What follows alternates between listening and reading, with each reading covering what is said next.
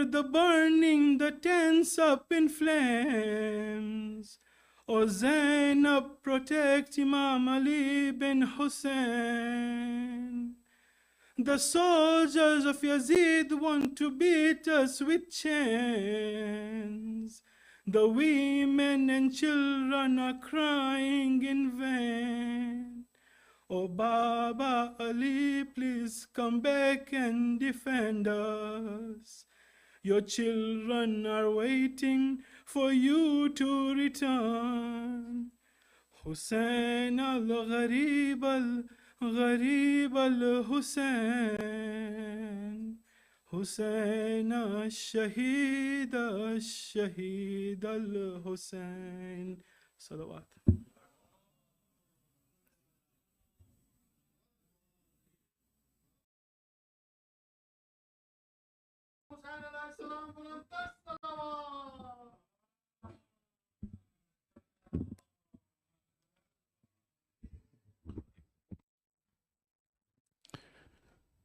Assalamu alaikum. Just a little announcement. Brother Farhan Ali is on the highway because of the weather condition. He got late. So if not for Salam, he's going to join us for Matam, inshallah. Bawa se buland salawat and also recite salawat for the safety arrival of the brother. Allahumma salli ala Muhammadin wa ali Muhammad.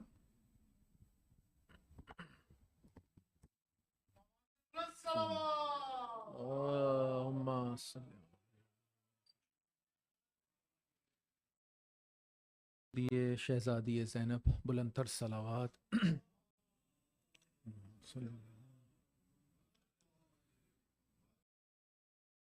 आज भी ज़ैनब की आती है सदा भाई हुसैन। आज भी ज़ैनब की आती है सदा भाई हुसैन। तेरा चेहरा तेरी आँखें भूल कब पाई हुसैन। आज भी ज़ैनब की आती है सदा भाई हुसैन। चलते नाके से गिराया खुद को जलती रेत पर। चलते नाके से गिराया खुद को जलती रेत पर। घुटनियों के बल में तेरी लाश तक आई हुसैन। बस मैं घबराई थी खंजर तुझ पे चलता देख कर। बस मैं घबराई थी खंजर तुझ पे चलता देख कर।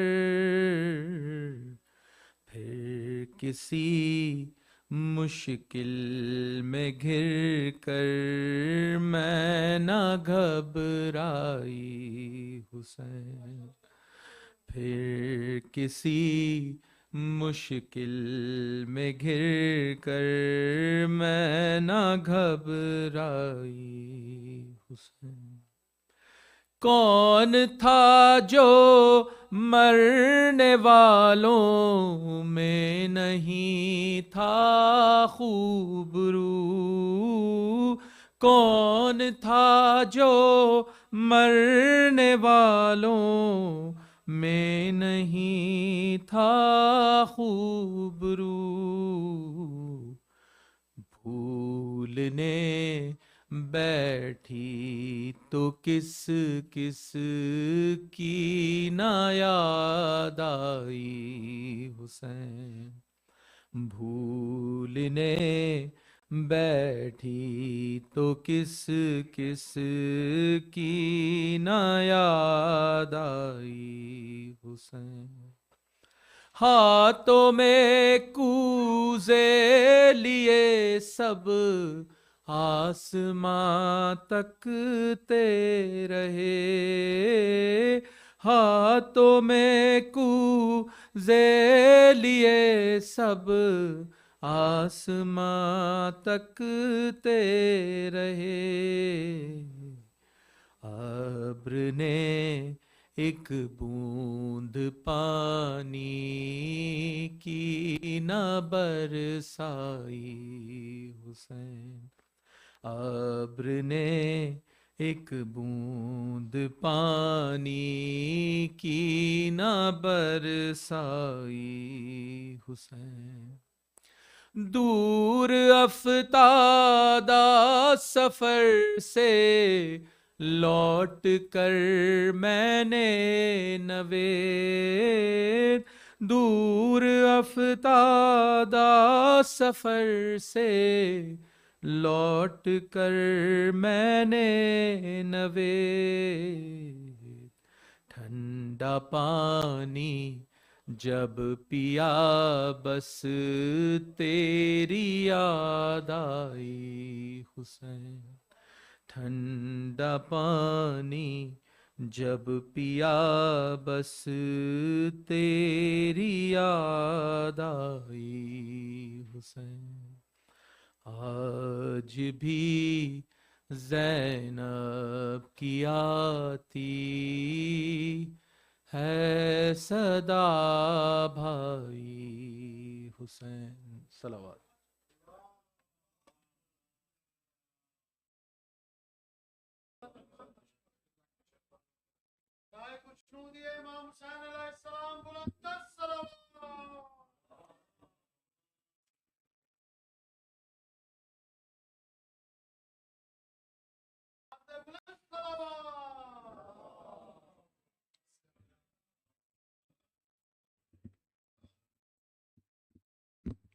ठीक है, सलवात मोहम्मद व आल मोहम्मद।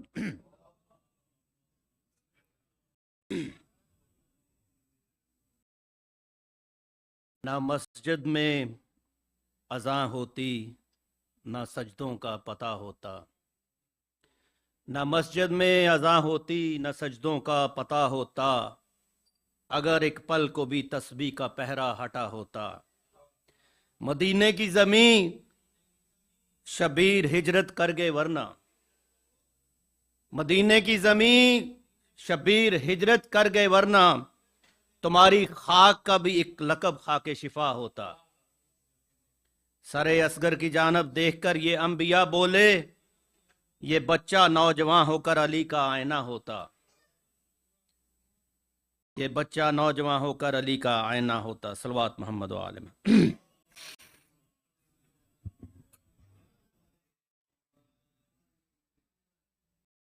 छाने लगी शाम गरीबां,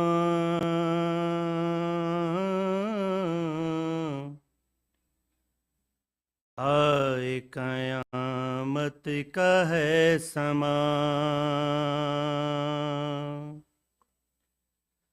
छाने लगी शाम गरीबां,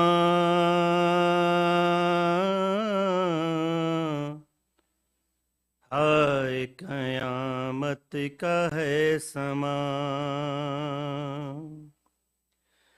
खैमाए सादात से उठा धुआं, हाय कयामत का है समा। नूर नजर राज दुलारे गए, ज़ैनब दिलगीर के प्यारे गए। शाह के अंसार भी मारे गए, आस थी जिन पर वो सहारे गए, ढूंढ लिया मौत ने ये कारवां, हाय कयामत का है समा। खून में है तर शेर जली का हलम, हो गया शबीर का सर भी कलम, खुशियां मनाने लगी फौजे सितम, गम से तबाह हाल है अहले हरम, छाने लगी शाम गरीबां का गम, हाय कयामत का है समा। लुट गई कौनैन की शहजादियां, ओनो मोहम्मद नहीं सरवर नहीं, सरवर अब्बास दिलावर नहीं, हाय कोई मून सोयावर नहीं, खैमे नहीं मकनाओ चादर नहीं, दश्त में है आले नबी बेअमा, हाय कयामत का है समा। मादर अकबर का जब हाल है, देता है जब कोई तसल्ली उसे, कहती है दिल थाम के रोते हुए, खो गए इस बन में सहारे मेरे, मर गया है मेरा कड़ियल जवां, हाय कयामत का है समा। सदमे 100 बार उठाऊंगी मैं, रोते हुए खुद चली जाऊंगी मैं, ढूंढ के बेशीर को लाऊंगी मैं, उसके बिना जी नहीं पाऊंगी मैं, रह गया है मेरा बच्चा कहाँ, हाय कयामत का है समा। हाय ये बेचारगी ये बेबसी, देता नहीं उसको दलासा कोई, दर में लाशों के अकेली खड़ी, कहती है बच्ची कोई सहमी हुई, ढूंढने जाऊं तुम्हें बाबा कहाँ, हाय कयामत का है समा। है ये गौहर अजमत बिनते अली, सबको संभाला भी हिफाजत भी की, गम में शाहिदी के भी रोती रही, ममता पे आँच भी नाने दी, माँ तो है बस ओनो मोहम्मद की माँ, हाय कयामत का है समा। कयामत का है समा। सलवात मोहम्मद वाले।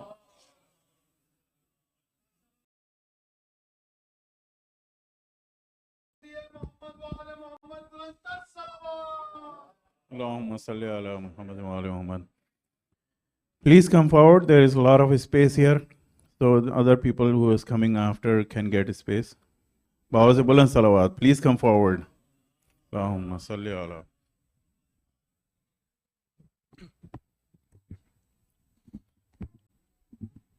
बर मोहम्मद वाले मोहम्मद सलवात।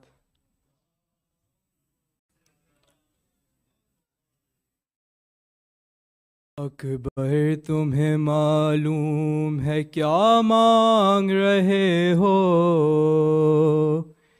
एक बाप से मरने की रज़ा मांग रहे हो। अकबर तुम्हें मालूम है क्या मांग रहे हो,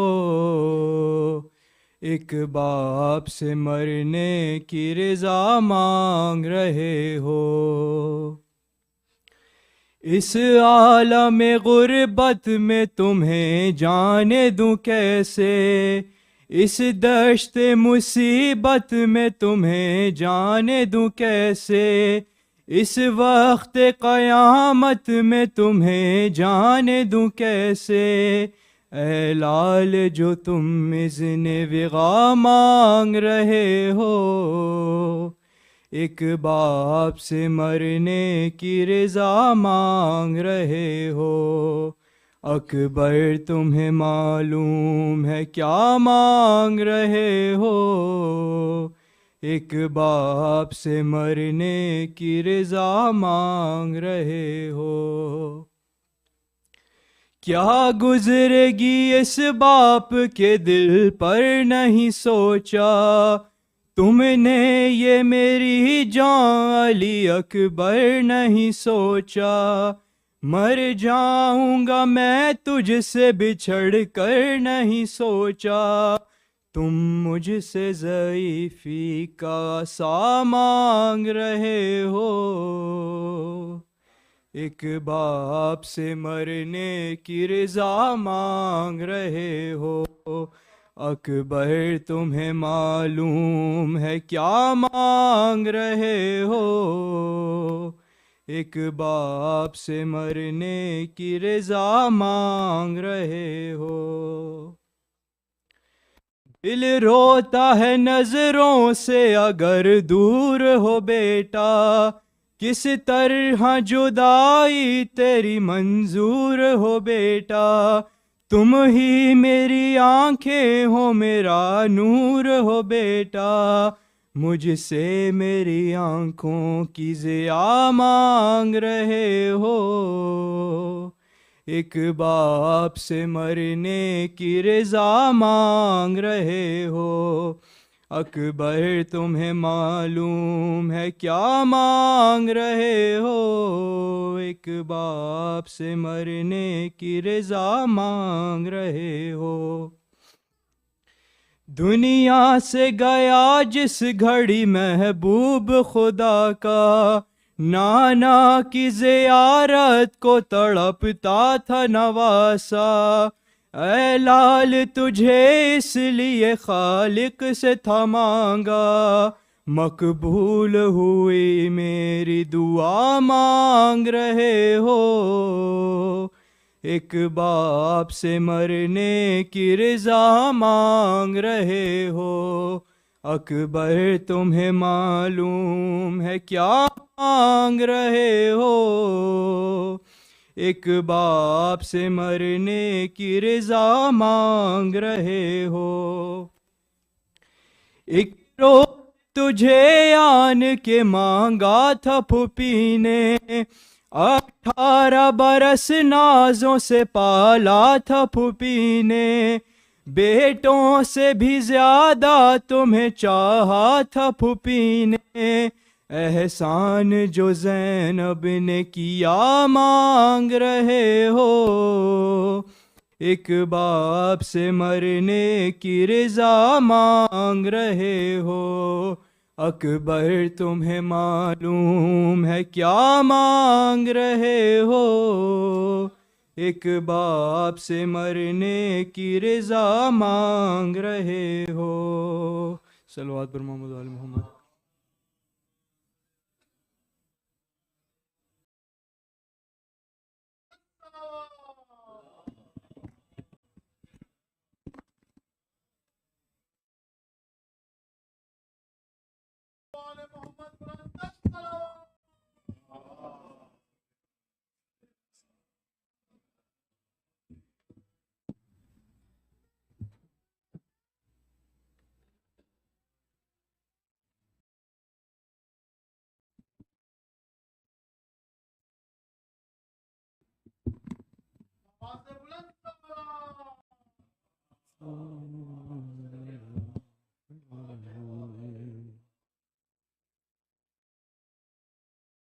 खाक उनकी नजर में जन्नत है, खाक उनकी नजर में जन्नत है, जिनको शबीर से मोहब्बत है, जिनको शबीर से मोहब्बत है, जिस जगह शह ने सर झुकाया था, जिस जगह शह ने सर झुकाया था, सरनगू उस जगह इबादत है, सरनगू उस जगह इबादत है, नो के नेज़ा पे है सरे सरवर, नो के नेज़ा पे है सरे सरवर, आज मेराज पर इमामत है, आज मेराज पर इमामत है, ये जो बाकी है दीन अहमद का, ये जो बाकी है दीन अहमद का, और सिर्फ शबीर की बदौलत है, सिर्फ शबीर की बदौलत है। अल्लाहुम्मा सल्ली अला मुहम्मद। शह के हाथों पे लाशे असगर, शह के हाथों पे लाशे असगर, मंजिले सब्र पर इमामत है, मंजिले सब्र पर इमामत है,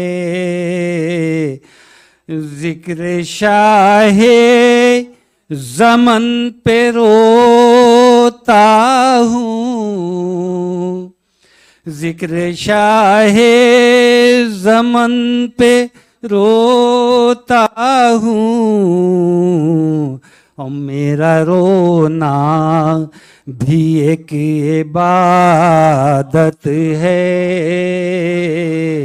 मेरा रोना भी एक इबादत है। इनकी मंजिल है दामने ज़हरा, और इनकी मंजिल है दामने ज़हरा।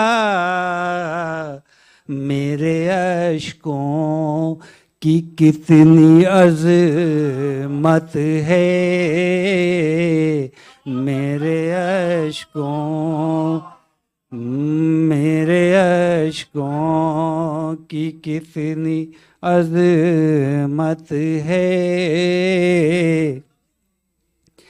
और क्या चाहिए हसन तुझको,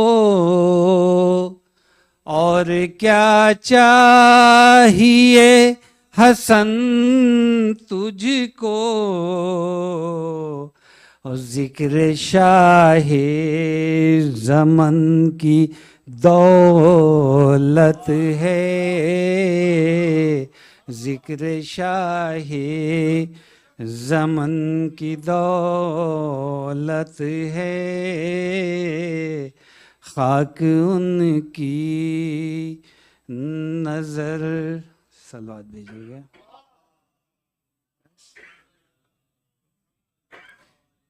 एक सलवात भेजिएगा।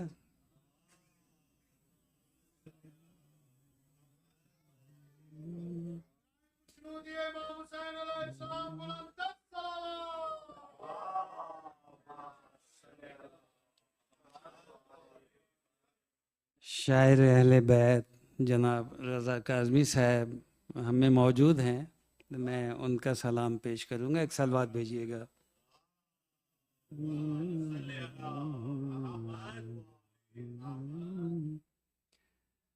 करबला एक ख्वाब लगता है, करबला एक ख्वाब लगता है। बाग जन्नत का बाब लगता है। सिदरतुल मुंतहा को छूता हुआ एक मुनव्वर सहाब लगता है। हुज्जते हक अदा हुई जब तो, और जालिमों पर अताब लगता है।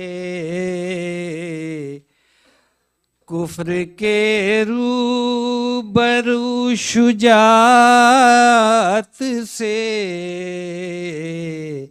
हक का हतमी जवाब लगता है। आज नन्ही सकीना प्यासी है, गाजी पाबा रकाब लगता है।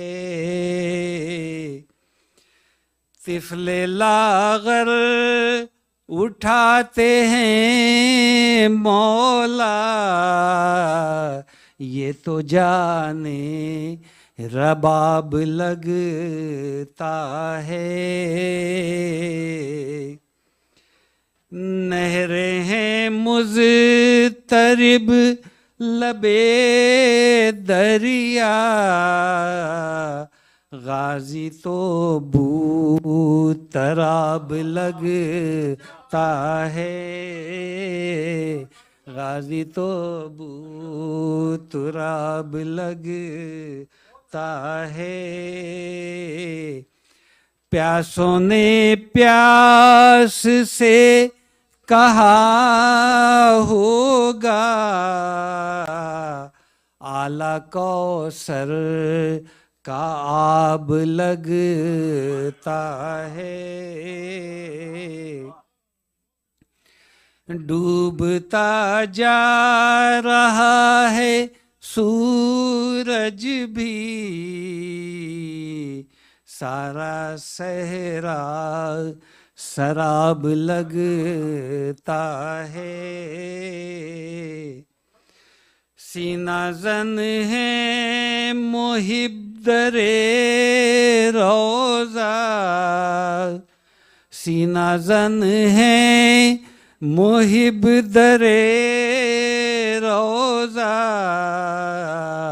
हर नफस कामयाब लगता है, हर नफस कामयाब लगता है। और खाके करबल शिफा की कुंजी है, आपको क्या जनाब लगता है, आपको क्या जनाब लगता है। अब रज़ा को नहीं कोई ख्वाहिश, अब रज़ा को नहीं कोई ख्वाहिश, हुस्न दुनिया बाब लगता है, हुस्न दुनिया बाब लगता है। करबला एक ख्वाब लगता है। सलवात दीजिएगा।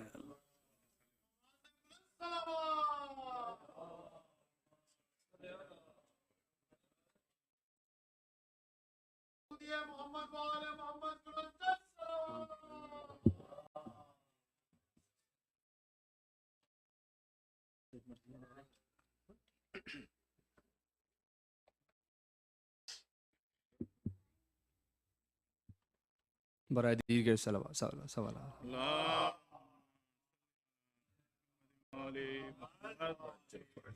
एक बार फिर मिलके दुरूद पढ़े मोहम्मद।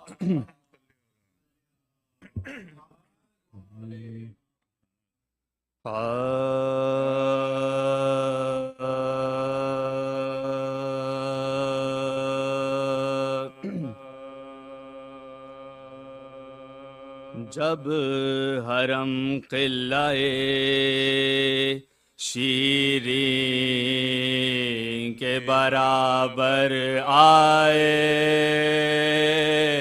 जब हरम किल्लाए शीरीं के बराबर आए, गुल हुआ काबे से मौला मैं लश्कर आए, कहा शीरीन के अरमाने दिली बर आए, मेरे मौला मेरे सुल्तान मेरे सरवर आए, मेरे मौला मेरे सुल्तान मेरे सरवर आए, नूर हक शाने खुदा कुदरत बारी देखो, जाओ लोगो मेरे आका की सवारी देखो, जाओ लोगो मेरे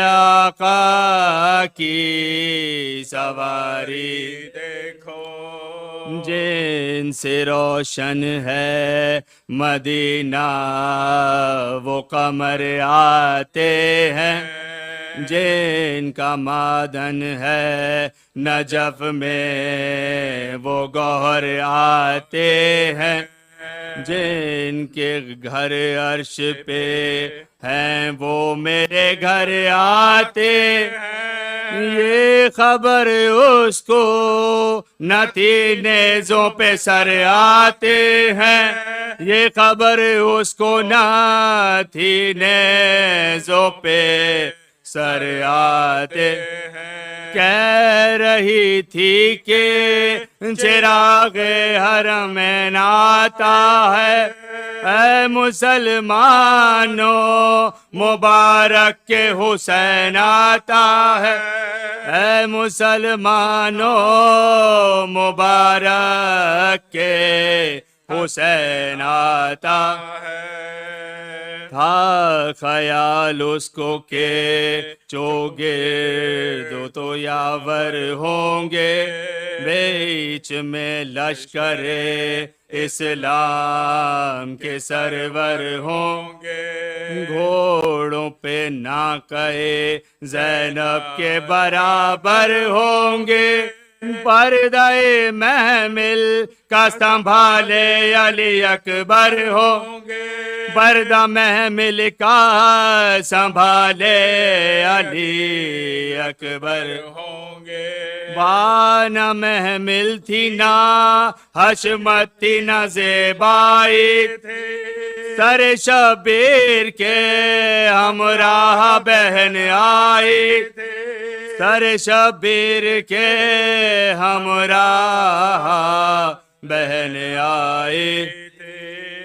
बेतहाशा वो ये कहती हुई दौड़ी बाहर, पाक मुंह में तेरे किस मुंह से ये देती है खबर, कौन ज़ैनब जिसे देखाई है तू नंगे सर, वो पुकारी के हुसैन इब्ने अली की ख्वाह, वो पुकारी के हुसैन इब्ने अली की ख्वाह। एक फकत मैं ही नहीं देख के सब आए, रिस्मा बांध के शानों में अदूल आए हैं, रिस्मा बांध के शानों में अदूल आए हैं। जिसका बाबा है अली शेर खुदा वो ज़ैन, जिसका जद फ़क्रे रसूला ने खुदा वो ज़ैन, जिसका एक भाई है चाहे शोहदा वो ज़ैन, जिस पे थे शबरो शबीर फिदा वो ज़ैन, जिस पे थे शबरो शबीर फिदा वो ज़ैन, और ज़ैनब नहीं हाशा ये नबीज़ादी है, भाई मारा गया अल्लाह से फरियादी है, भाई मारा गया अल्लाह से फरियादी है। जब हरम खिलाए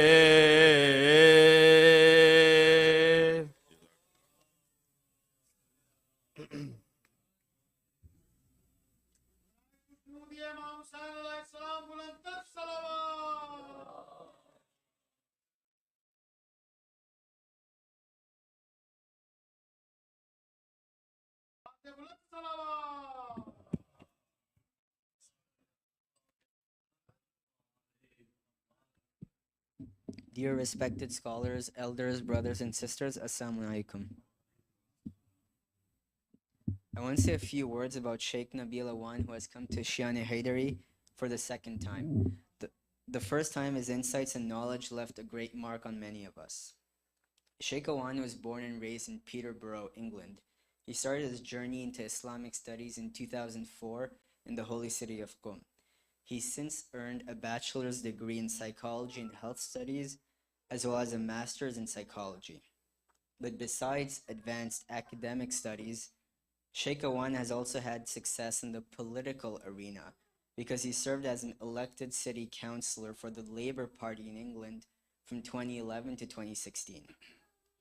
Sheikh Awan has been speaking at masjids around the world for the last 17 plus years. He's also served as a resident alim of the Al-Zahra Center in Nottingham as well as more recently the Director of Religious and Cultural Affairs at the Bayt al-Qaim Center in Bradford. Please welcome Sheikh Awan to the pulpit of Shani Haydari with your 3 loudest salawat.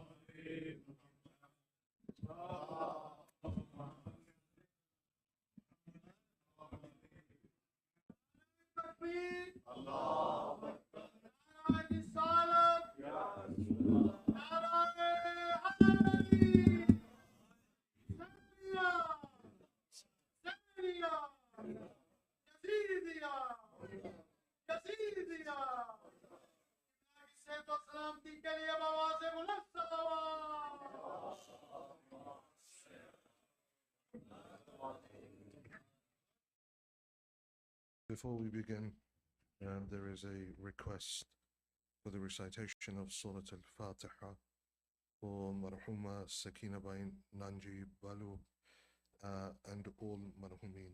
Please honor her soul with the recitation of Surah Al-Fatiha. Bismillah.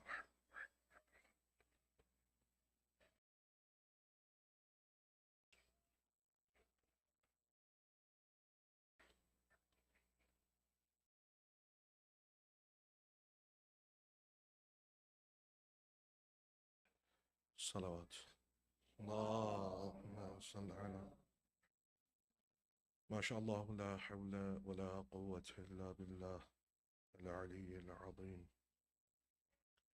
حسبنا الله ونعم الوكيل نعم المولى ونعم النصير ربي اشرح لي صدري ويسر لي أمري واحلل عقدة من لساني يفقه قولي أعوذ بالله من الشيطان اللعين الرجيم بسم الله الرحمن الرحيم الحمد لله الذي جعل الحمد مفتاحا لذكره وسببا للمزيد من فضله ودليلا على آلائه وعظمته ثم الصلاة والسلام والتحية والإكرام على النبي الأمي المكي المدني الهاشمي الذي سمي في السماوات بأحمد وفي الأراضين بأبي القاسم محمد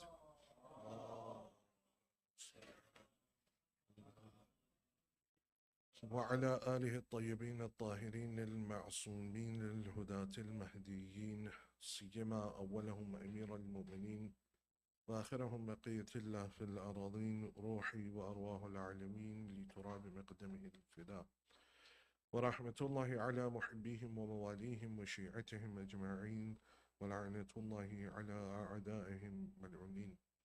أما بعد, for the happiness of Hazrat Zahra Marziyah, for the enlightenment of the graves of your marhumin, of the graves of the Shuhada, Ulama and Siddiqeen, for the safety of the followers of Ahlul Bayt around the world, and for the safety and the hastening of the reappearance of Hazrat Baqiyatullah al-A'zam Marwahun al-Fida, please recite your loudest salawat.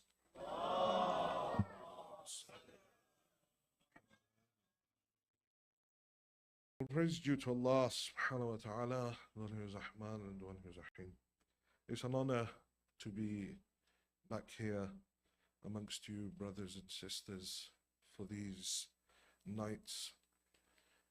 And inshallah, we will be embarking upon the Majilis to commemorate the Shahadat of the 4th Imam. And before I go into the actual topic, there is a preamble that we need to understand in regards to the 4th Imam. You see, following the event of Karbala, the Imam alayhi salam, returning back to Medina, was faced with an extremely difficult situation. Not only was the Imam under constant watch, the Imam himself was not able to go out and speak to people openly. He wasn't allowed to have large gatherings of people. In addition to that, there were a number of issues that occurred within Medina, not just from a political standpoint, not just from a governmental standpoint, but also from a social standpoint. A famine was there in Medina, a drought. the event of Harra, which we'll come to. All of these things added to the ability or the inability of the Imam to openly propagate. So the Imam had to utilize different methods. One of those methods that the Imam used was the one of dua. And you know that the du'as of Ahlul Bayt alayhimus salam are the most profound du'as. There is no one else that can compare or show us the way to speak to Allah subhanahu wa ta'ala than Ahlul Bayt alayhimus salam. You come and you bring anyone else's version of conversing with Allah subhanahu wa ta'ala and you place the du'as of Ahlul Bayt alayhimus salam side by side, they excel far beyond. Especially when it comes to, for example, Imam al-Sajjad and Sahifa Sajjadiyya. You know, Henry Corbin was once asked, before he became Muslim, he used to come and meet Alama Tabatabai rahmatullah alayh in Tehran. So he would fly in from Paris and he would meet with him. And they asked him, before he became Muslim, that how is it that you converse with Allah? How is it that you talk to Allah or do dua to Allah subhanahu wa ta'ala? And he himself says, even as a Christian, I use the Sahifa Sajjadiyya of Imam al-Sajjad to be able to converse with Allah subhanahu wa ta'ala.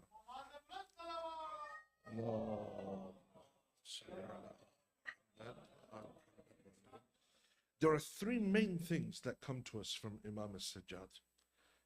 The Sahifa, the Risalatul Huquq, the treatise of rights, and the third is the khutbah that the Imam delivers within Sham.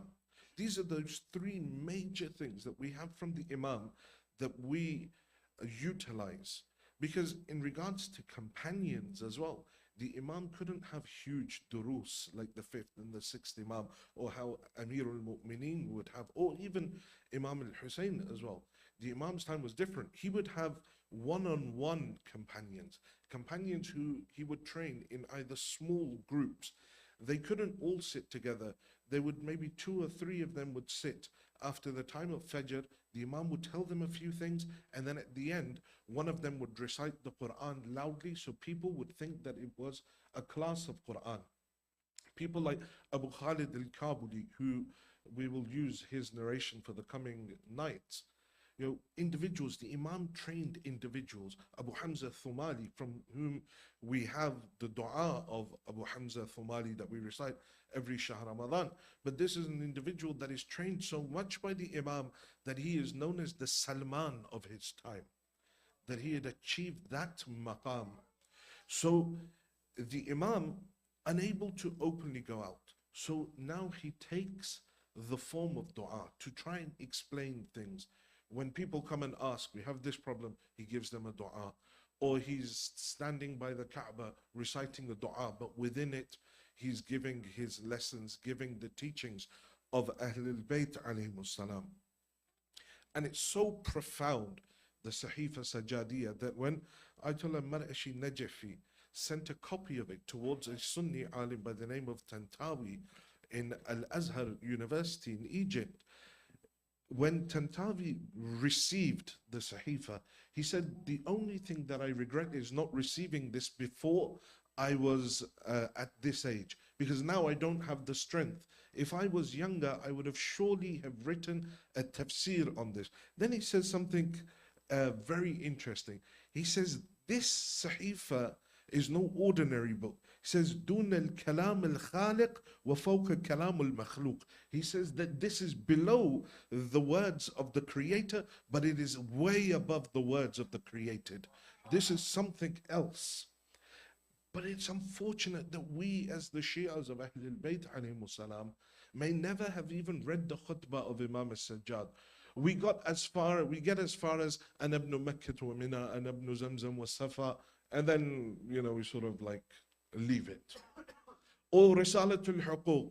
We may every now and then hear what the Imam said about the rights of the mother, or the rights of the father, or the rights of our eyes and our ears. This This treatise of rights, this is before the Charter of Human Rights, this is before all of this. The Imam is explaining to you what the right of your eye is over you, the right of your ear is over you, the right of your tongue is over you, the right of the one that begs from you is over you, the right of the one that gives to the beggar, the right of the mu'adhin that gives the adhan over you, the right of your parents, the right of your brothers, all of these different rights, the Imam explains.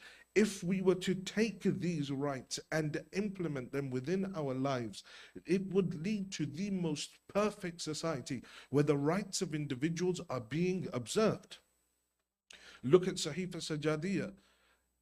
Look at something like Dua Makarim al-Akhlaq. I've just come from a series of 8 lectures where we discussed Dua Makarim al-Akhlaq, and in 8 nights we only managed to cover 6 or 7 lines from the dua.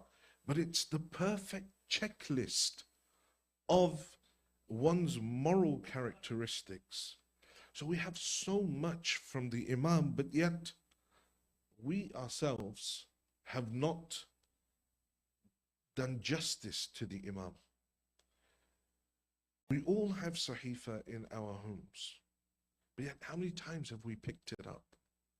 It's on our phones and the apps that we download to make ourselves feel good that I've downloaded it. I may never open the app except for on Laylatul Qadr when I can't find the page number that they're reciting from, so I quickly open the app and have a look. But those apps all have Sahifa Sajadiyah, they all have Nahjul Balagha, they have all of these things. But yet, me as a Shia of Ahl al-Bayt have never read it. Whereas Ibn Abil Hadid, a Sunni Mu'tazili, says, I have read Khutbah 221 of Nahjul Balagha over 1,000 times. And I, as a Shia, haven't even read it once. What does that say about me? That I'm more concerned about the peripheral matters than what the actual Imam themselves said. Is not the best way to commemorate, to mourn an individual, to celebrate the life of an individual, to live one's life according to what that individual wanted? Or is it just to celebrate the life of a person? I doubt it's the latter. It's more that you live your life according to what this individual wanted from you, to take you to the heights of existence, to take you to the heights of ubudiyah, of servitude. And the Imam went through great difficulty to be able to give these teachings to us. 34 years post Karbala, the Imam's tabligh was in the form of dua, was in the form of this treatise of rights, or was in the form of tears. So he couldn't openly go out, do Majlis. Zahiran, the Imam didn't even return back to Karbala for Ziarat. There are things of him going to Najaf, using Tayyal Ard and going to the, but we don't have anything concrete of him returning to Karbala. Such was the difficulty in the life of the Imam, such was the watch over the life of the Imam. And through this great difficulty, the Imam gave us these du'as. I said that the famine in Medina, and it's one of the reasons that they give for, say, the Zainab actually leaving Medina. Some say that maybe she went to Sham. Other classical scholars like Ayatollah Mar'ashi Najafi were of the opinion that her real burial place is the one in Cairo. Yeah, that say the Zainab area in Cairo, said that she was buried there. But nonetheless, either Sham or Cairo, both are daughters of Amir al-Mu'mineen. One is either Zainab Sughra, the other is Zainab al-Kubra. Either way, they're both the daughters of Amir al-Mu'mineen. But the point being that the situation in Medina had become so difficult that she had to leave because of famine, because of drought.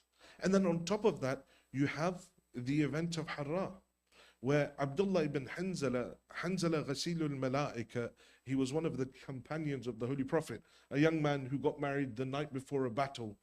He spent one night with his wife. The next morning he went out. The call for battle was called. He ran out into the battlefield to go and fight.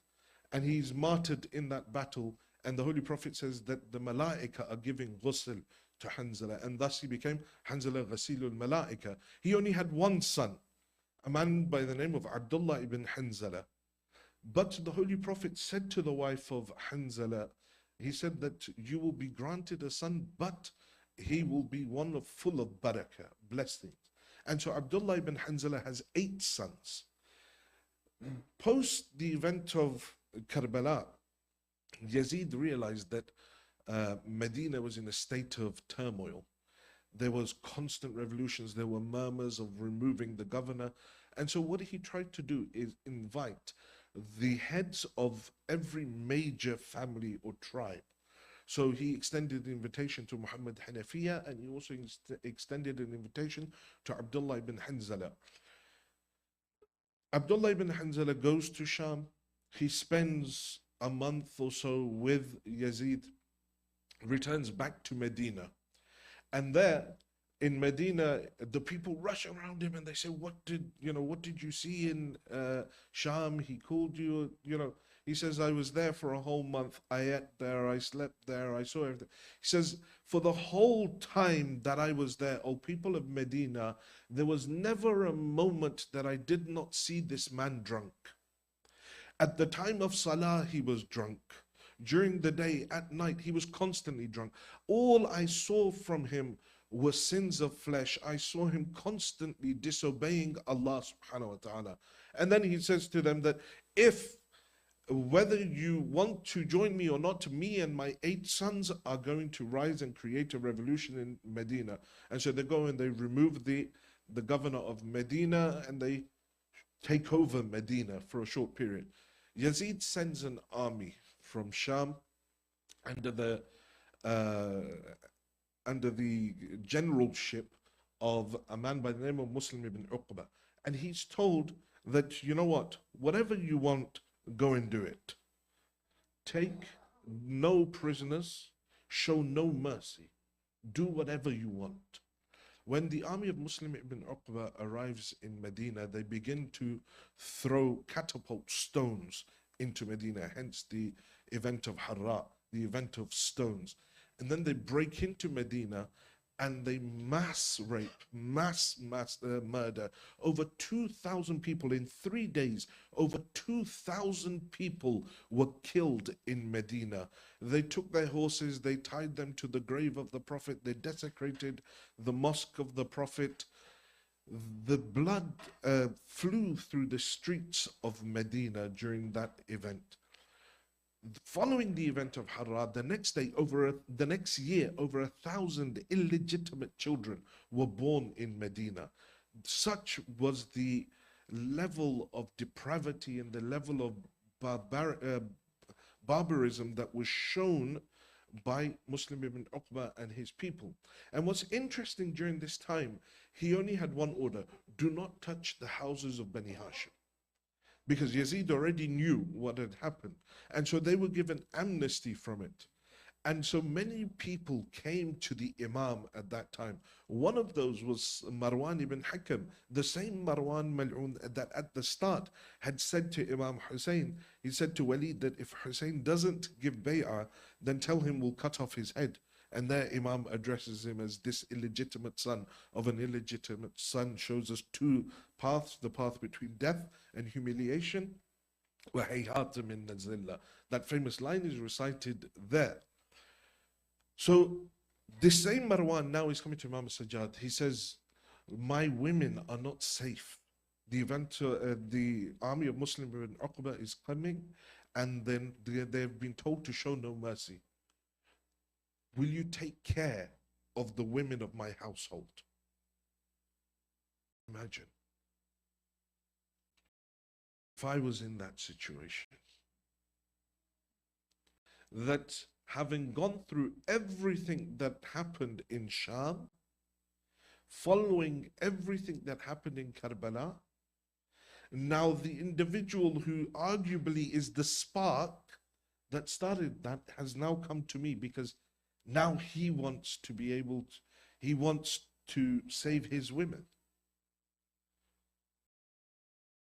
What would I do in that situation? The Imam is different. This is what it means. I mean, what Hikmah 211 of Nahj al-Balagha, he says, Zakatul Zafar al-Af, the tax of victory is forgiveness. That when you are victorious or you become stronger over someone, the tax of that victory is that you should forgive. Imam Sajjad says, bring them all. All of the women of the household of Marwan enter into the household of Imam Sajjad, and they are given amnesty in the house of Imam Sajjad, such that they themselves said that we did not have this level of peace in the house of our father as we did in the house of Ali ibn al-Hussein. This level. And then following the events of Harra, the Imam was supporting over 400 families through the famine of Medina. So these were extremely difficult times. That was just to give us a context of exactly how difficult the life of the Imam was, and with what difficulty the Imam alayhi salam presented or brought these teachings to us, under what difficult times. So what I want to do over the next 3 or 4 nights that we have together is analyze portions of a very lengthy tradition that the Imam has with his companion Abu Khalid al-Kabuli.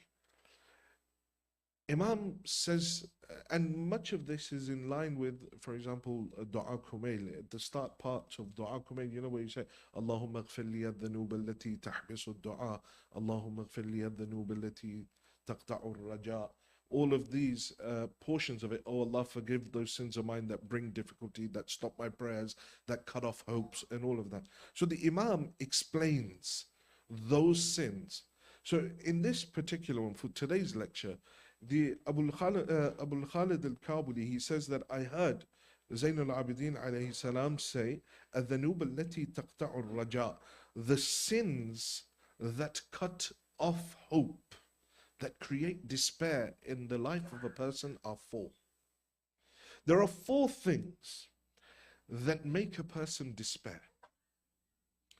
Hope is one of those things that if a person has in their life, there is no matter what difficulty they will go through, they will always hold on and will always survive. But the moment that a person despairs, anything in this world can destroy them.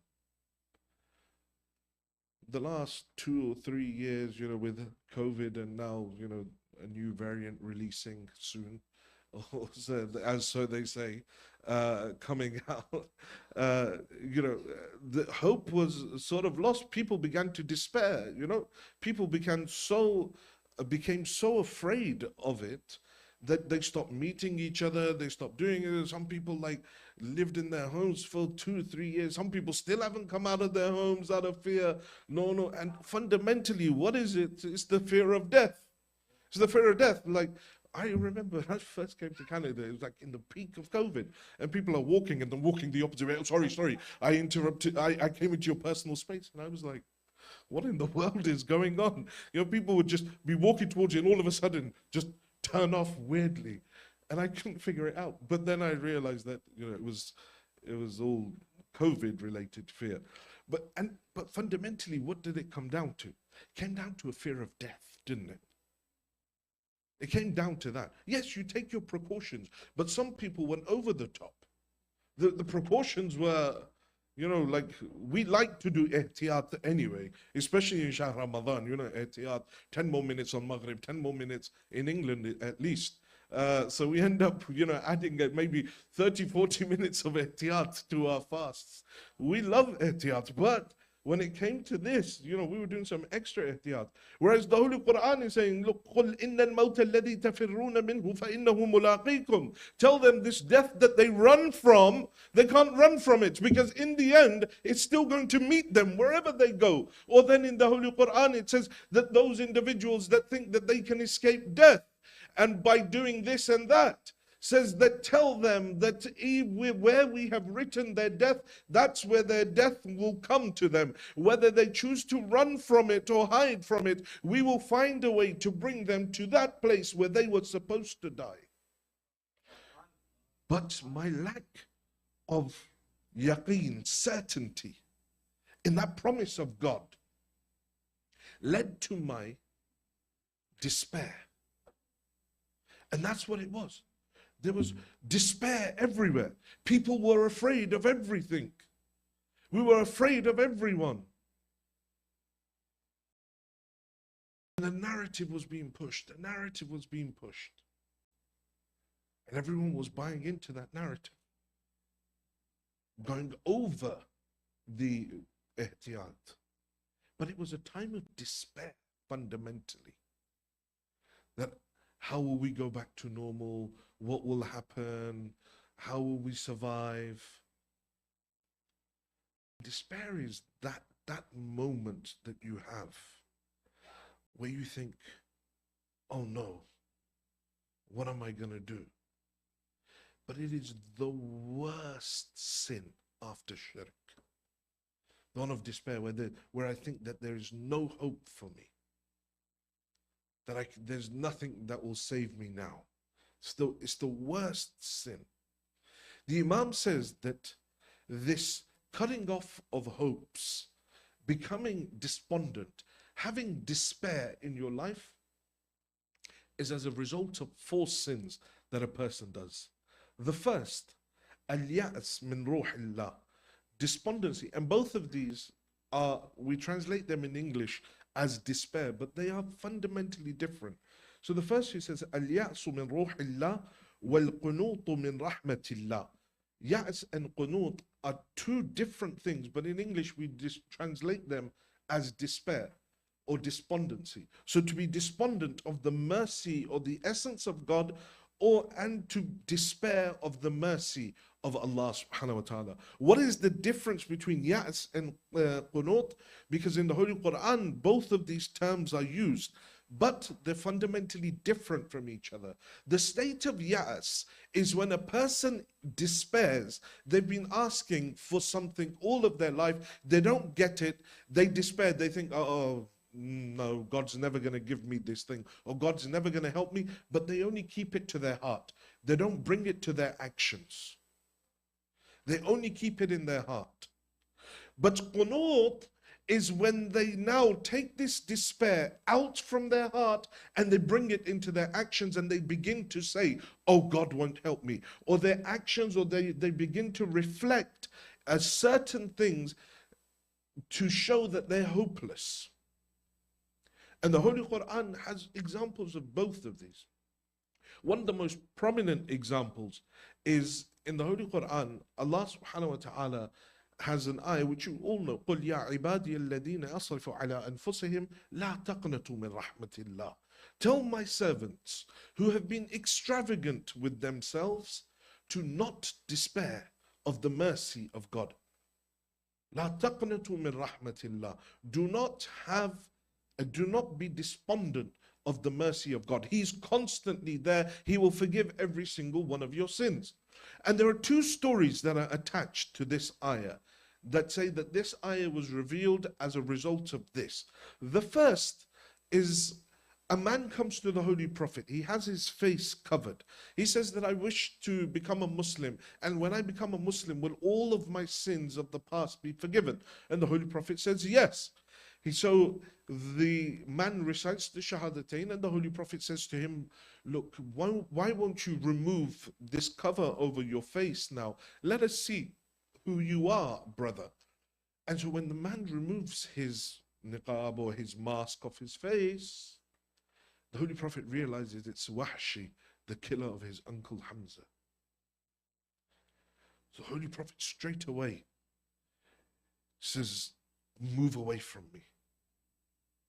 Move away from me. Wahshi runs out, begins to cry and wail and mourn to Allah subhanahu wa ta'ala until this ayah comes down. Imagine how merciful Allah subhanahu wa ta'ala is. How is it possible that anyone could ever get to a state of hopelessness when this individual is the killer of Hamza alayhi salam, is the killer of the uncle of the Prophet? Now he runs out. He says, oh Allah, forgive me. He does tawbah, constant istighfar until this ayah comes. Tell my servant who's been extravagant with himself, do not despair of the mercy of God.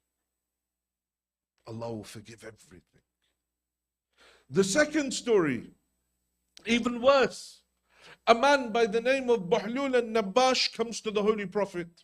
Says, Ya Rasulullah, I have committed a crime that Allah will never forgive me. It's such a heinous crime. The Holy Prophet says, what is it that you did? Says, Ya Rasulullah, I am a grave robber. After they have buried people, I go and I steal the coffin from their bodies and anything else that they have placed in the graves. He says, the other day I watched, they buried a young lady in the grave. Says, after the family had gone, I dug up the grave, I went to steal the coffin, shaitan came to me, I committed haram with the dead body. Ya Rasulullah, Allah will never forgive me. The Holy Prophet says, move away from here before the adhab of Allah comes upon the both of us. Bahlul al-Nabash runs out into the desert, wailing. 40 days he stays in the desert, wailing, begging for forgiveness, until this ayah comes down. Says, O Prophet, go and tell him, La taqnatu min rahmatillah. Do not despair of the mercy of God. Inna Allah yaghfiru dhunuba jami'a. Allah will forgive every single one of your sins. No matter what your sin is, God will always forgive it. The only requirement is that you come back towards Him. You turn towards Him. If you turn towards Him and you truly repent, He will forgive every single sin that you have ever committed. You just need to have that hope in Him.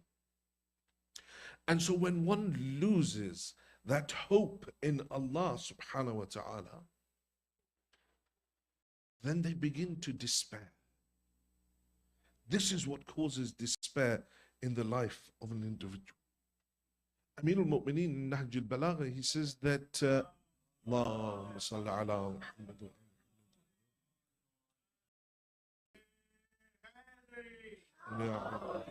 Says, I'm shocked at the one that despairs while Allah has given him istighfar. One who despairs from his sins, yet God has given him istighfar. You have the ability to turn back to Allah, to ask for forgiveness, to promise not to do it again. And the mercy of God is such that the Imam was asked, what if a person keeps continuing to commit the same sin and keeps doing istighfar over and over? If he does it 100 times, if he does it 1,000 times, will Allah forgive him? The Imam says, even if he does it 1,000 times, the same sin, and every time he does the sin, he does istighfar, Allah will forgive him every single time. Constantly going back towards Allah. No matter what the sin is, don't ever let it be the case that you think that I'm not going to ask for forgiveness because I'll just do this sin again. No matter what the sin is, just keep doing istighfar. Even if you're sure that you're going to slip up, you're going to try your hardest not to do it, but you're sure that you will slip up. As long as you keep going back and doing istighfar, Allah subhanahu wa ta'ala will keep forgiving you. And there will come a time where you yourself will develop that shame within you from that sin. And you will stop it to yourself. So the first two things that the Imam says, those sins that cause an individual to lose hope, that cut off his hopes from Allah, is despair and despondency. The second, the Imam says, وَثِقَةُ بِغَيْرِ اللَّهِ, to trust in something other than Allah subhanahu wa ta'ala. Allahumma salli ala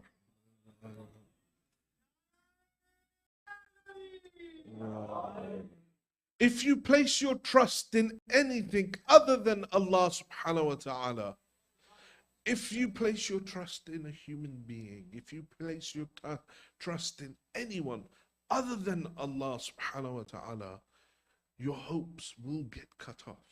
Because the creation by its very nature is something that will disappoint you, because he's not able to provide for you. Recite salawat, please.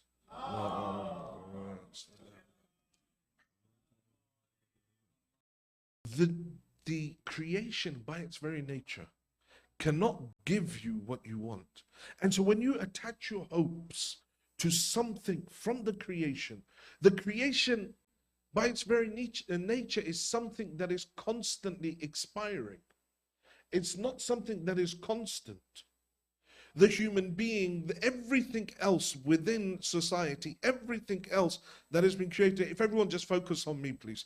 Everything else in society will naturally begin to expire. That is the nature of creation. There is only one thing that is constant. There is only one thing that is consistent, and that is Allah subhanahu wa ta'ala. The human being is made to expire. The human being is made to be annihilated. وَالْعَصْرِ إِنَّ الْإِنسَانَ لَفِي خُسْرٍ. This وَالْعَصْرِ, this swearing by time, and man is at a loss. What is the loss that a human being has? From the moment that he is being born, it is the fact that every moment that he is living in right now, he loses it every second, and he cannot take back that moment that has left his hands. Whatever he does, however he tries to do it, that moment will never come back, because that is the nature of the one that is mumkinul wujud, the one that is a contingent being. He owns nothing of himself, nothing, he manifests nothing from his essence. It is only the wajibul wujud, only the necessary existence that is able to manifest from his essence. And so when you place your hope in something that is mumkinul wujud, that is a contingent being, that is a creation, that being will never be able to provide you satisfaction. And especially if that being is where you are taking your sense of self-worth from. If you derive your sense of self-worth from another human being, from the opinion of another person, that you think that I have done a good job because Farhan said that I did a good job, or I'm going to say this because people like to hear this, then that sense of self-worth will always be destroyed. That sense of self-worth will never remain until I do not derive my sense of self-worth from Allah subhanahu wa ta'ala. That I ask myself, that what is it that my Lord wants from me? What is it that is my Lord happy with me or not? If I can say, yes, my Lord is happy with me, if I can say, I am happy, and that's the main thing. How do I know whether Allah is happy with me or not? How do I know? And many of the awliya of Allah were asked this. Then how do we know? The Imam were asked, what is the sign that Allah is happy with me? Said the sign of Allah being happy with you is ask yourself whether you are happy with Allah. Are you happy with Allah? Are you happy with Allah subhanahu wa ta'ala? Do you have everyone's attention? Yes, I got you guys' attention as well? Yeah? Okay, good. I've got your attention? Yeah? Okay, good. So, the way to know whether Allah is happy with me or not is to see whether I am happy with Allah or not. How many times a day do I complain about things? How many times a day do I complain about my financial situation? How many times a day do I complain about the weather? How many times a day do I complain about the food that is given to me? How many times a day do I complain about my situation in life? If I'm complaining, then I'm not happy. If I'm not happy, then God is not happy with me. It's as simple as that. If I can reach this point of being satisfied, of having rida, of having satisfaction with what I have been given in life by Allah subhanahu wa ta'ala, not craving more. That doesn't mean that I don't act. That doesn't mean that I don't try. I don't strive in the way of Allah or to better myself as a human being. But it means that if I don't achieve it, I don't sit there crying and saying, why has God done this to me? What is God doing to me? The satisfaction that I need to derive is actually within myself, within my own sense of self-worth. If I, myself, am taking my sense of self-worth from something else, for example, from the car that I drive, I get into my car and feel good. If I feel good within myself, then that sense, that car will eventually become obsolete. If I feel good about the phone that I have, well, in 6 months, that phone will become obsolete and a better version of that phone will come out. And so then there goes my sense of self-worth. If I derive my sense of self-worth, or I feel good about myself when I wear a certain brand or certain type of clothing, they become obsolete. And so this is why we have this constant cycle of us feeling good about ourselves and then going back down and feeling terrible about ourselves. And then we try and buy something else to make ourselves feel good again, but then we feel terrible again as it becomes obsolete, because that's the nature of the things that have been created.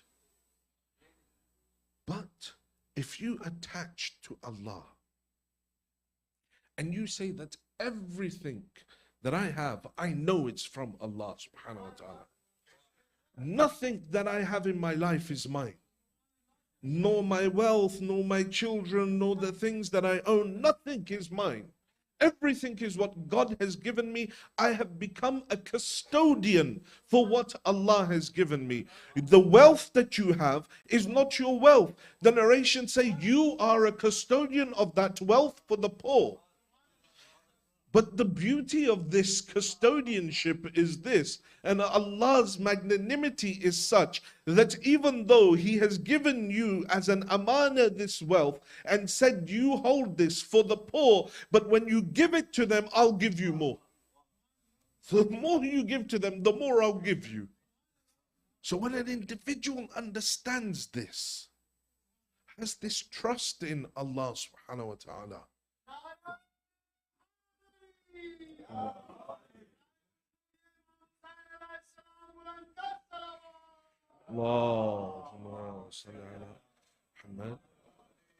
you look at what Sayyid al-Shuhada says on the day of Ashura. In the morning at Fajr, he comes out of his tent. He looks towards the sky. Says, Allahumma anta thiqati fi kulli karb. Says, oh Allah, you are the one upon whom I depend in the face of every affliction. وَأَنْتَ رَجَائِي فِي كُلِّ شِدَّةٍ. And you are the one that I place all of my hopes in every trial and every difficulty. And how many difficulties in my life have you dispelled, my Lord? To have that total and utter trust. And by extension of that trust and hope in Allah subhanahu wa ta'ala is in the same line as hoping and placing your trust and submitting to the hujjah of Allah subhanahu wa ta'ala. And this is why those in Karbala, up until this day, some of them had no hasab, no nasab, had no lineage to speak about. But yet, today when you want to speak about them or you want to send salam on them, the sixth Imam says, no matter whether it is John or whether it is Hur or whether it is Abis ibn Shabib or whether it is Shozab or whether it is Aslam, the Turkish slave, every time you want to send salam upon them, you must say, Bi abi antum wa ummi, may my mother and my father be sacrificed on you. Every single time. This is the maqam of the one that holds on to the hujjah of Allah on the journey towards Allah subhanahu wa ta'ala. Because in reality, there is no way of reaching Allah subhanahu wa ta'ala without Ahlul Bayt alayhi salam. They are not the be-all and end-all of our existence, no, but they are the only way towards Allah subhanahu wa ta'ala. They show us the true way towards ubudiyah. They show us the true ways towards Allah subhanahu wa ta'ala. They teach us dua, they teach us salah, they teach us all of this. This is what Imam al-Sajjad refers to in Dua Abu Hamza, where he says, Allahumma inni ajidu subul al-matalibi ilayka mushra'a wa manahil al-raja'i ladayka mutra'a. That, oh Allah, I see the various paths towards you open. Not the paths of different religions, but the paths of dua, the paths of munajat, the paths of salah. All of these that lead us towards you. And if there is one way that one can achieve this truly and properly, it is through the way of Ahlul Bayt alayhimus salam. They teach us how to go. And any ibadat without the wilayat of Ahlul Bayt is not true ibadah. This is what Sayyid al-Shuhada himself is referring to. The night before Hajj, he's leaving Mecca and he's saying to the people, one line, Man kana bazilan fina muhjata wa muwattinan ala liqa'illah falyarhal ma'na fa inni rahilun musbihan insha'Allah. The night before Hajj, the Imam is standing there. People are going to Hajj, zahiran for liqa Allah, to meet with Allah subhanahu wa ta'ala. But the Imam is saying to them, those of you that have made an intention to spend your blood in our way and have made a firm intention to meet with God, then come with me, for I'm leaving Mecca. The Imam is telling us, he's showing the world that even Hajj without the ma'rifah of the hujjah of Allah is not Hajj at all.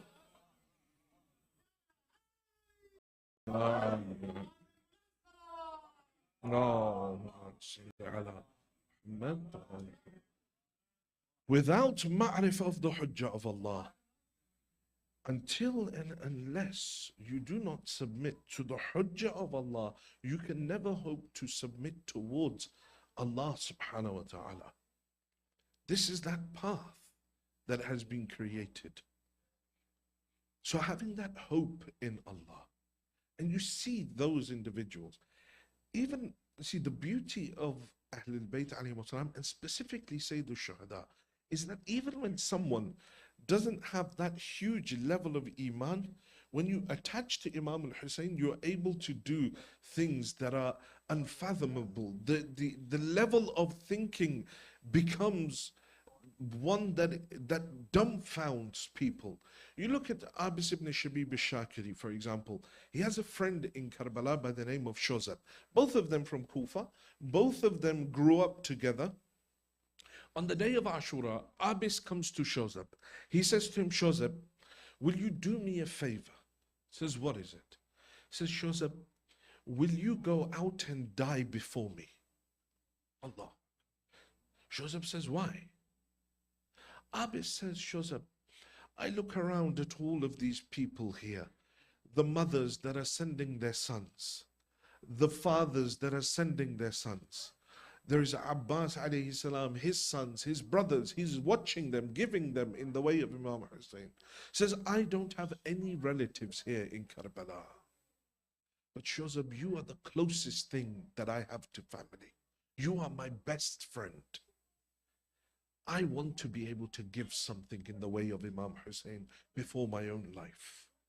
Imagine the level of thinking He says, I want to be able to send a sacrifice for Imam al-Hussein. He says, Shozab, will you become my sacrifice to go for Imam al-Hussein? Shozab accepts. Abis watches the battle of his friend. Shozab goes out, he dies. And that is Abis' sacrifice. Then Abis himself goes out. The narration say Abis ibn Shabib al-Shakiri goes out, he removes his armor, he throws it aside. He takes off his helmet, he throws it aside. He throws away his sword, he comes out, they start shouting to him. They say, Abis, have you gone mad? The army of Yazid say to him, that Abis, have you gone mad? He says, yes, Hubbul Hussein ajannani. That the love of Hussein has driven me mad. They go, Umar ibn Sa'd says, nobody go and attack him. He will kill you all. Hada Asadul Aswad. This is the black lion. No one go near him. They say, what should we do? He says, stone him. And so Abis ibn Shabib al-Shakiri's shahadat on the day of Karbala is through stoning. They threw stones at him from afar. You attach yourself to Imam al-Hussein and you place your hope in Allah, then you detach yourself from all things in this world. You detach yourself. Ilahi habli kamal al-inqita'i. In Munajat Sha'baniyah, we say, oh Allah, allow me to cut off from everything that seeks to distract me from you, so that the eyes of my heart can be illuminated by gazing upon you. Sharpened so that they can cut through the veils that separate me from you. فَتَصِلَ إِلَى مَعْدِنِ الْعَظَمَ. And so that I can once again be connected to the majesty of your glory, to the majesty of that light. Karbala is the living example of that. You place your trust in God and you become detached from your body. There is no pain, there is nothing. These individuals, you know, I was reading some of them, that some of the maqatil about certain individuals, that they would stand in front of Imam al-Hussein and they met every arrow with their face and their neck. Imagine individuals like this, that with that level of bravery, that level of detachment, not only are they detached from the dunya, but they're detached from their own bodies. That they come forward, they're meeting every arrow with their face and with their neck. So the second reason for why a person loses hope is that they begin to trust in something else other than God. And then the last thing that the Imam says, وَتَكْذِيبُ بِوَعْدِ اللَّهِ, and it is to belie the oath of Allah subhanahu wa ta'ala, the promise of God. Allah has made many promises. The promise of forgiveness. When one thinks that they won't be forgiven, they belie that promise. Ahlul Bayt alayhim wasalam are that promise of God. But when one denies it, one belies it. And you see what happens to those individuals that belie the hujjah of Allah subhanahu wa ta'ala. Someone like Ibn Ziyad Mal'un, for 6 years he's on the run after the event of Karbala. After the event of Karbala, he leaves Kufa very quickly. He goes to Basra where his brother Uthman ibn Ziyad is. His brother says to him, listen, here is not safe for you. You need to go. Everyone's accusing you of killing Hussein. So for 6 years, he spends his time going from one place to another homeless, until 6 years later, on the day of Ashura, at the time of Asr, Mus'ab ibn Zubayr severs his head from his body. He places his head on a spear and he takes his spear. In the same days that the head of Imam Hussein was paraded in Kufa, the head of Ibn Ziyad is paraded. Those that belie the order of God, those that go and challenge the order of God, the promise of God, they will never be successful. And so in order to have hope and not enter into despair, one needs to always, always have that hope in Allah subhanahu wa ta'ala. But you see what happens to a nation that does not have that trust in Allah. That nation that destroys any connection with Allah subhanahu wa ta'ala. The result is Karbala. For 35 or 34 years, Imam al-Sajjad cried. Every time they would bring water, he would say, they killed my father thirsty. Every time he would see an animal being slaughtered, he would say, they slaughtered my father thirsty. Constantly weeping. But most difficult for them was that moment when they returned to Medina. That first return of Medina, the moment that Kulthum saw the walls of Medina, she called out, Ya Medina tujaddina la taqbalina. Oh Medina of our grandfather, do not accept us. For when we left, we had many with us. Our sons were with us. Our men were with us. But when we return, there are none by our side. Imam al-Sajjad looks at Bishr ibn al-Hadlam. He says, Bishr, your father was a great poet. Do you also recite poetry? He says, yes, Yabna Rasulillah, I do. Says, Bishr, go inside Medina and tell the people of Medina what has happened. Bishr rides into Medina. He rides towards the mosque of the Prophet.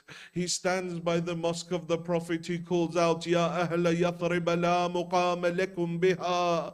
قتل الحسين فأدمعي مدرار الجسم منه بكربلاء مضرج والرأس منه على القناة يدار. He says, O people of Medina, Medina is no longer safe for you to remain in. For Hussein has been killed in Karbala. His body was left mutilated on the plains of Karbala, and his head was paraded from one city to another city. The people of Medina gather around Bishr. They begin weeping, they begin crying. Soon a lady comes past all of the people, breaking her way through them. She has a young child in her hand. This elderly lady addresses Bishr. She says, Ya Na'i, O man who is calling out, Akhbirni an waladi al-Hussein. What news do you bring of my son Hussein? Bishr says, I was confused. Who is this lady that is calling Hussein alayhi salam, her son? He asked the people nearby. They say to him, this is al-Baneen, the wife of Amirul Mu'mineen. He now says, how is it that I'll tell her? He says to her, Ya al-Baneen, عظم الله لك العاجر بولدك جعفر. Al-Baneen, accept my condolences for the death of your son Ja'far. She says, I didn't ask you about Ja'far. She says, tell me about Hussein. He says, Ya al-Baneen, عظم الله لك العاجر بولدك Uthman. Oh al-Baneen, accept my condolences for your son Uthman. She says, I didn't ask you about him. Tell me about Hussein. He says, Ya al-Baneen, عظم الله لك العاجر بولدك Ja'far. Says, oh Abdullah. He says, oh al-Baneen, accept my condolences for the death of your son Abdullah. She says, I didn't ask you about him. Tell me about Hussein. Then Bishr says, Ya al-Baneen, عظم الله لك العاجر بقمر العشيرة أبي الفضل العباس. Hearing the name of Abbas, al-Baneen drops the child in her hand. She holds on to her chest. She says, oh man, you have broken my heart. You have torn it to shreds. But I didn't ask you about Abbas. Tell me about Hussein. He says to her, Ya al-Baneen, what can I tell you about Hussein? His body was in Karbala, mutilated. They ran ran horses over his body. Al-Baneen, they paraded his head through the streets. Al-Baneen at that moment cried for Abi Abdullah, but Al-Baneen was still a mother, and so for months afterwards, she was seen in Baqi making 4 graves on the ground, and she would sit there and she would recite her Marthiyah. Oh people, do not call me Al-Baneen anymore, for those sons that I was known for, all of them have gone. Then she would say, Abbas, Abbas, they tell me Hussein was killed. I say to them, how is it possible when my Abbas is alive? They told me, no, Al-Baneen, your Abbas's arms were cut. And then they told me that they struck your head with an iron bar, Abbas.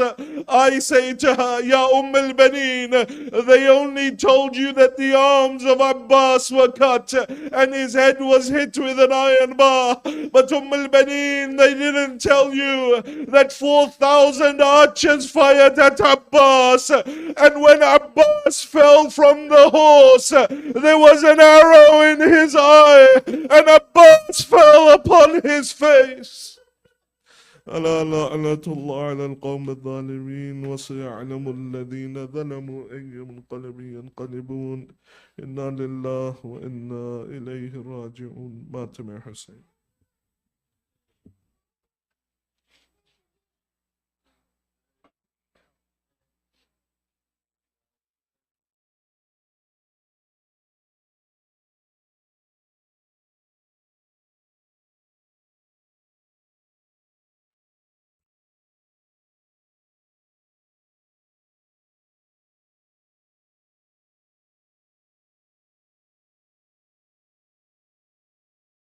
Mu'mineen, a quick announcement.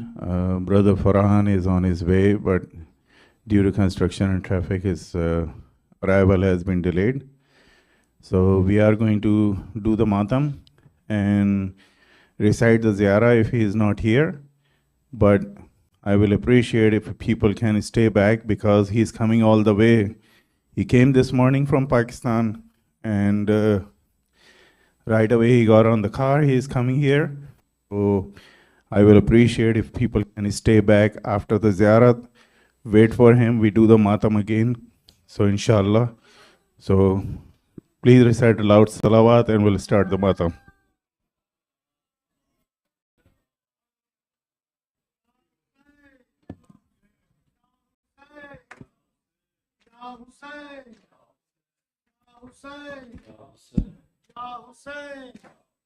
Ya Hussein, Ya Hussein, Ya Hussein. Ya Hussein, Ya Hussein, Ya Hussein. Ya Hussein, Ya Hussein, Ya Hussein, Ya Hussein.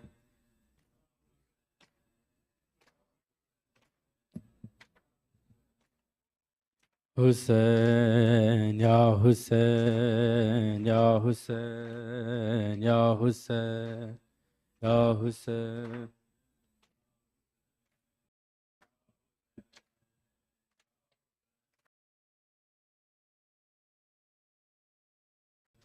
बाजार में सितमगर ज़ैनब को ला रहे हैं, अब्बास को बुलाओ। बाजार में सितमगर ज़ैनब को ला रहे हैं, अब्बास को बुलाओ। बाजार में सितमगर ज़ैनब को ला रहे हैं, अब्बास को बुलाओ। बाजार में सितमगर ज़ैनब को ला रहे हैं, अब्बास को बुलाओ। बाजार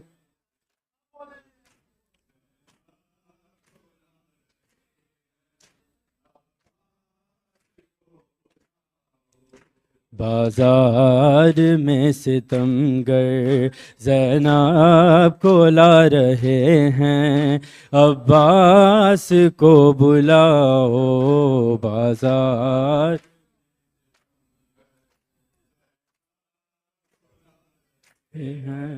अब्बास को बुलाओ, आले नबी को जालिम, आले नबी को जालिम दर दर फिरा रहे हैं, अब्बास को बुलाओ बाजार।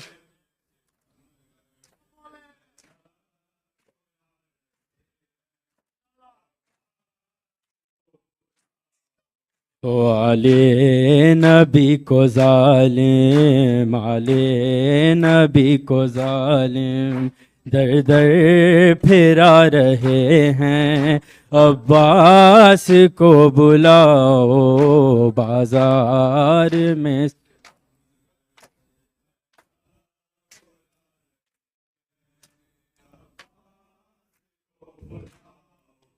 बाजार में सितमगर ज़ैनब को ला रहे हैं, अब्बास को बुलाओ।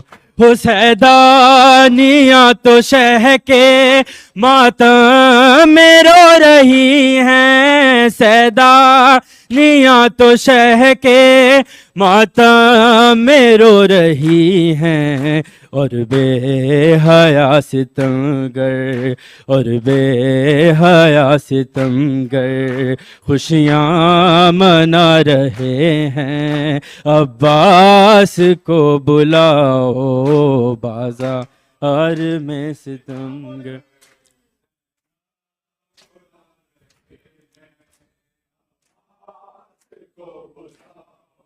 हो सैदानियाँ तो शह के मातम में रो रही हैं, है सैदानियाँ तो शह के मातम में रो रही हैं, और बेहया सितमगर, और बेहया सितमगर खुशियाँ मना रहे हैं, अब्बास को बुलाओ बाजार।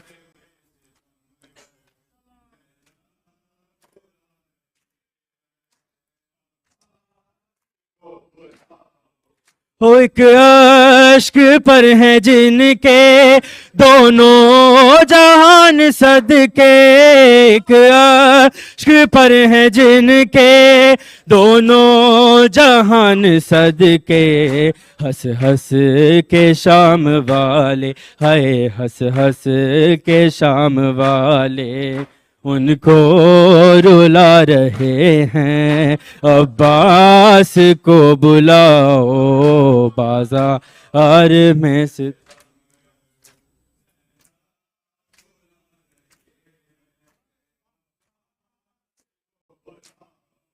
ओ आले नबी को जालिम, आले नबी को जालिम दर दर फिरा रहे हैं, अब्बास को बुलाओ बाजार।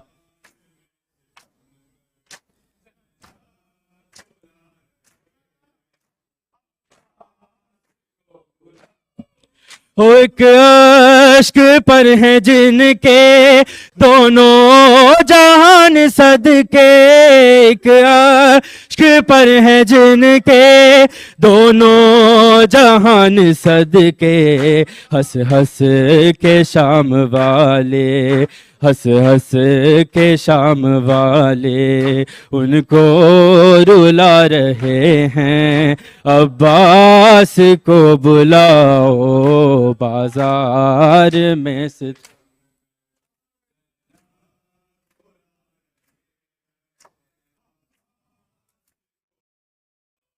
हो बेखौफ हो के जालिम गासिब गुलाम ज़ादे, बेखौफ हो के जालिम गासिब गुलाम ज़ादे शह की यतीम बच्ची शह की यतीम बच्ची पे जुल्म ढा रहे हैं अब्बास को बुलाओ बाजार में से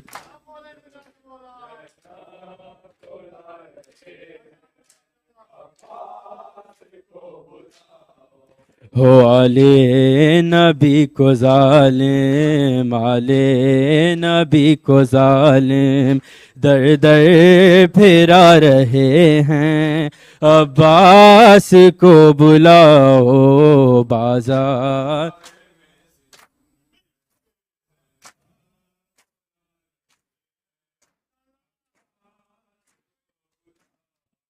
हो बेखौफ हो के जालिम गासिब गुलाम ज़ादे बेखौफ हो के जालिम गासिब गुलाम ज़ादे शह की यतीम बच्ची शह की यतीम बच्ची पे जुल्म ढा रहे हैं अब्बास को बुलाओ बाजार में सितमगर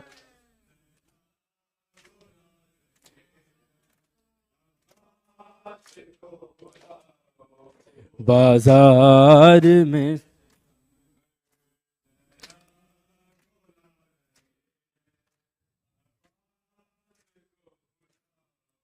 हो आले नबी को जालिम आले नबी को जालिम दर दर फिरा रहे हैं अब्बास को बुलाओ बाजार सितमगर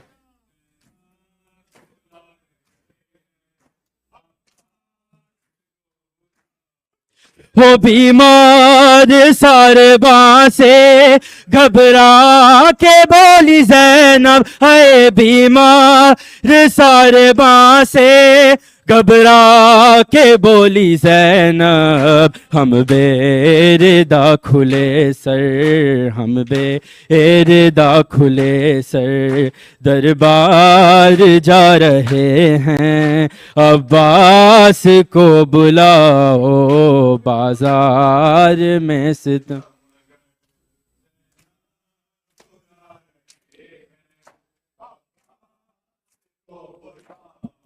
हो बीमार सारे बासे घबरा के बोली ज़ैनब बीमार सारे बासे घबरा के बोली ज़ैनब हम बेरिदा खुले सर हम बेरिदा खुले सर दरबार जा रहे हैं अब्बास को बुलाओ बाजार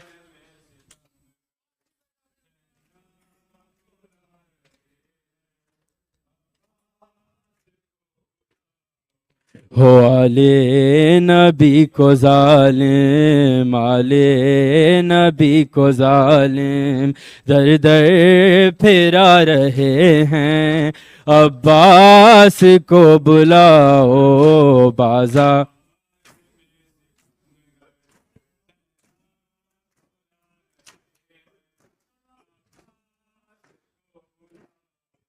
हो एक माँ तड़प तड़प के फरियाद कर रही है एक माँ तड़प तड़प के फरियाद कर रही है सजाद के सितमगर दुर्रे लगा रहे हैं अब्बास को बुलाओ बाजार में सितमगर ज़ैनब को ला रहे हैं अब्बास को बुलाओ हो आले नबी को जालिम आले नबी को जालिम दर दर फिरा रहे हैं अब्बास को बुलाओ बाज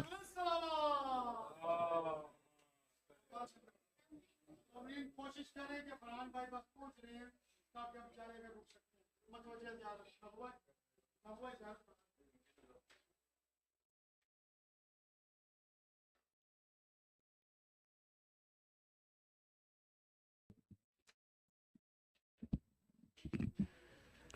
السلام عليك يا أبا عبد الله. السلام عليك يا ابن رسول الله. السلام عليك يا ابن أمير المؤمنين وابن سيد الوصيين. السلام عليك يا ابن فاطمة الزهراء سيدة نساء العالمين. السلام عليك يا أبو الفضل العباس ابن أمير المؤمنين. السلام عليك يا عسيران كربلاء وشهداء كربلاء جميعا ورحمة الله وبركاته. السلام عليك يا مولاي ابن مولاي يا غريب الغرباء. السلطان أبا الحسن علي بن موسى الرضا كن شفيعنا وشفيع والدينا في يوم الجزاء. السلام عليك ورحمة الله وبركاته. السلام عليك يا مولانا يا صاحب العصر والزمان. الأمان الأمان الأمان أدركنا يا مولا من فتنة الزمان. السلام عليك يا خليفة الرحمن. السلام عليك يا شريك القرآن. السلام عليك يا مظهر الإيمان. السلام عليك يا إمامنا وإمام الإنس والجان. أجل الله تعالى فرجك وسهل الله تعالى مخرجك وظهورك ورحمة الله وبركاته. الله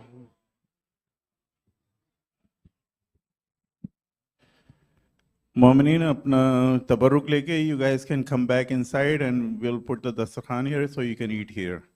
So those who are staying, supporting the reciter, you can bring the food inside and we are putting the dastakhan, inshallah. ऐसे पब्लिक ऐसे तंग करके यार बना, this is not the way.